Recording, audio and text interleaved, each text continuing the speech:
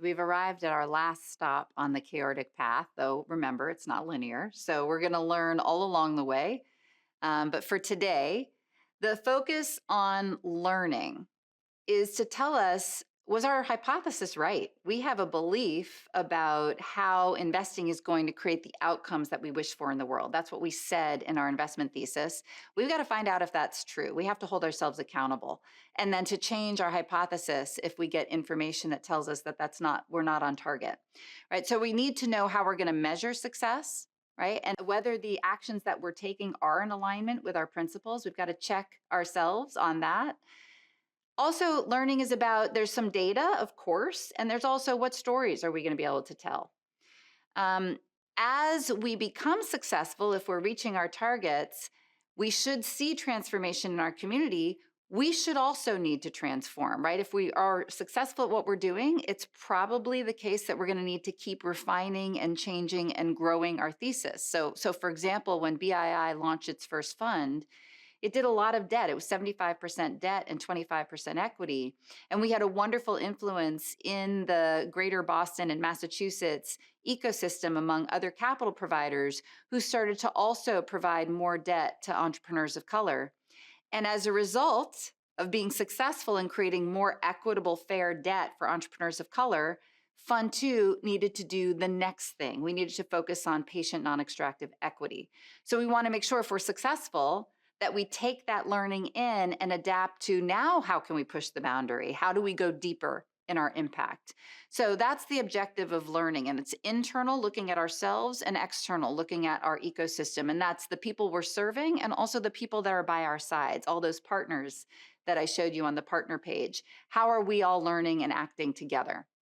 So to do that, there's a number of things, of course, that we're going to have to measure. But the easiest way to think about this is through the whole process of impact management. And again, there's a whole module with Aliana Pinheiro, BII's impact director, on impact management.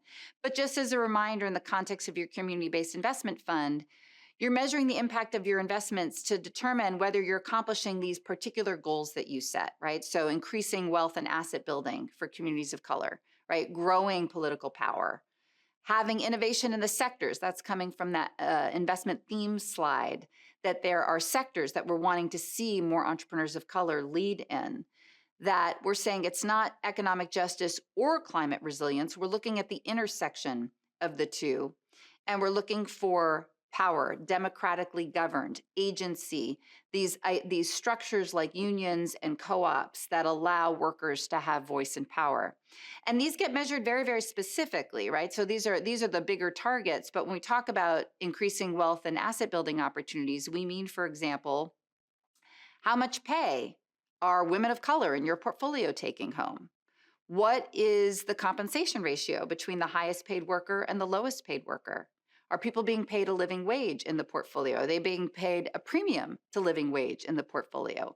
Are they developing any form of ownership of the enterprise in, for example, through an ESOP, an employee stock ownership plan? So there are very specific metrics, and it's important that each fund pick out the ones that are going to help them learn the best.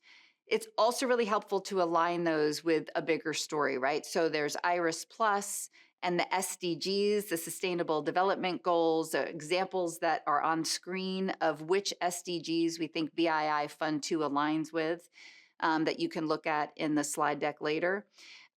So we want to work with a growing and rapidly changing set of impact metrics out there, and Aliana can guide you through some of those options for you. But really, this idea is to remember that essentially you are doing this complex adaptive systems change work. And the only way you're really going to know if you're successful is to work very intentionally with feedback loops. This notion, remember in that example of complex change versus complicated change that we talked about in laying the foundation for integrated capital, with complex change, it's emergent. It's unpredictable. And you really only know if you were successful after the fact. And so the learning piece gets forgotten way too often. And I think it's probably the most critical piece of work you can do. So that's the chaotic path. It's a long and winding road. It folds back on itself. And it keeps us, though, focused on what we're trying to do. And as long as you don't skip any parts of it and you recognize the interconnections that all of the parts have with each other, you can do a great job at designing a very effective community-based investment fund.